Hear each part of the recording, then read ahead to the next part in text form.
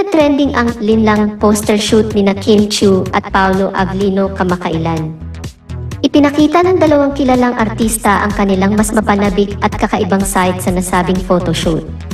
Ipinakita rin nila ang kanilang kakayahan na magdala ng ibang karakter na nagbigay daan sa isang makabuluhang pag-uusap sa mga taga-suporta nila. Isa sa mga pangunahing kinagulat ng mga tagahanga ay ang pagpapakita ni Kim Chiu ng isang mas sexy at daring na imahe.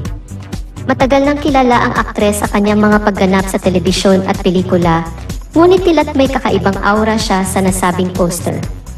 Ang pagiging sexy ni Kim ay isang aspeto ng kanyang career na hindi pa masyadong nasusuri ng kanyang mga tagahanga. Dahil dito, naging laman ito ng malalalim na usapan at reaksyon mula sa publiko sa likod ng mga kuha. Marami ang nagulantang sa pagkakakita sa dalawang co-stars na magkayakap sa isang kama, na dala ang isang napakahusay na interpretasyon ng kanilang mga karakter. Ang pagiging sexy ng kanilang eksena ay nagbigay daan sa iba't ibang spekulasyon mula sa mga netizens.